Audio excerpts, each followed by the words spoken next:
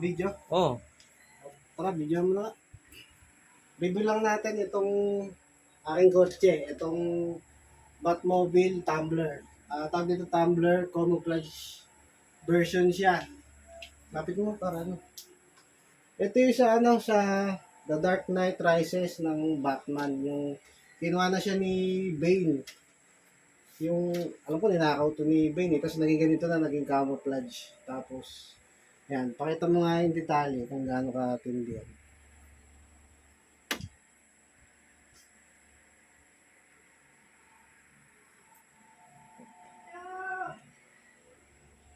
Dito ka.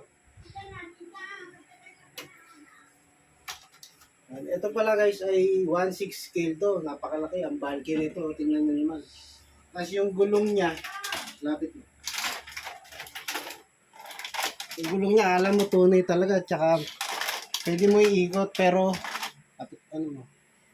Meron tong lock. Ayan. Ayan. Ito yung lock niya para in case na di-display mo lang. Hindi siya gugulong-gulong. Pero, ayan, tinanggal ko yung lock. Hindi siya gulong yan. Ganun din sa kabila. Mamaya ko na nga ito.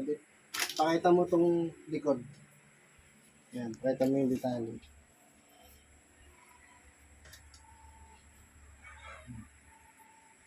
Madumi na, hindi kaya nililinis ko eh.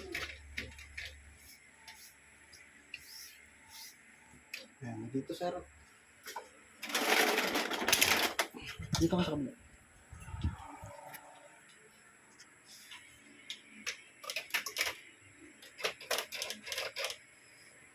Tapos ito, nabubuksan to.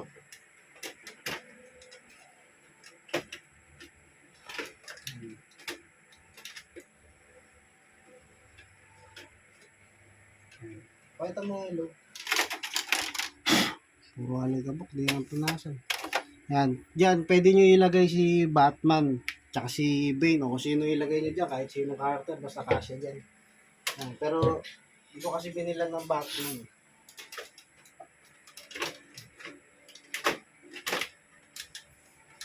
Yan. Ngayon, lilinisin ko muna to. Ang dami kasi ng aligabok na. Baka mamaya o bukas, may re-review ulit ako ng ibang kotse ko naman. Bukahan nyo na lang. Tama.